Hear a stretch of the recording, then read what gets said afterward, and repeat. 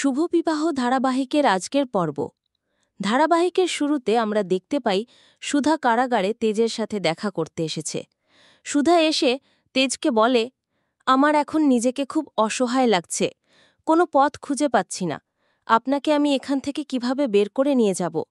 তেজ তখন উত্তর দেয়, জানি বাড়ির সবাই আমার জন্য অপেক্ষা করছে, তবু একদিক দিয়ে ভালোই হলো, যদি আমি এই মিথ্যে অভিযোগে ফাঁসি পাই তাহলে তুমি আমার মৃত্যুর আগে আমাকে ক্ষমা করে দেবে। কথা শুনে সুধা রেগে গিয়ে বলে, কে বলেছে আমি আপনাকে ক্ষমা করে দেব? ক্ষমা করার আগে আপনাকে এখান থেকে বের করব। আপনি আমার আর আমার মেয়ের সাথে যা করেছেন তার শাস্তি আমি নিজ হাতে দেব। তেজ তখন বুঝতে পারে সুধা তাকে কতটা ভালোবাসে। সে বলে, সুধা, আমি জানি যন্ত্রণা আমার থেকে তোমার বেশি হচ্ছে, কারণ তুমি আমাকে ভালোবাসো। যতই বলো না কেন আমার থেকে দূরে চলে যাবে, কিন্তু আমি জানি তুমি আমাকে ছাড়া থাকতে পারবে না। এর পরের দৃশ্যে দেখা যায় একজন ছদ্মবেশী লোক রবিনের শালাকে অনুসরণ করছে। রবিনের শালা তখন বিরিয়ানির আয়োজন করছে এবং বলে আজকে তারা পার্টি করবে। লোকটা মনে মনে বলে, যে বাড়িতে মানুষ মারা গেছে সেই বাড়িতে আবার পার্টি আর বিরিয়ানি, আশ্চর্য ব্যাপার।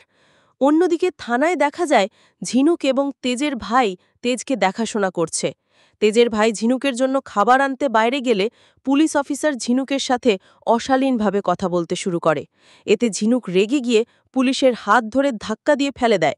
পুলিশ পাল্টা ঝিনুককে মারতে এলে তেজের ভাই এসে বাধা দেয়। তখন পুলিশ অফিসার রাগ করে তেজের ভাইকেও লকআপে ভরে দেয়। এদিকে ছদ্মবেশী লোকটা সুধাকে জানায় যে রবিনের শালা তার জামাইবাবুর প্রিয় বিরিয়ানি রান্না করেছে, এর মানে রবিন বেঁচে আছে। এসব শুনে সুধার সন্দেহ আরও বেড়ে যায় এবং সে কোনোভাবে রবিনের বাড়িতে যাওয়ার সিদ্ধান্ত নেয়। পরের দৃশ্যে দেখা যায় সুধা পুরুষের ছদ্মবেশে রবিনের বাড়িতে প্রবেশের পরিকল্পনা করছে, কারণ তাদের হাতে মাত্র 1 ঘন্টা সময় আছে। এর পরেই তেজকে কোর্টে তোলা হবে।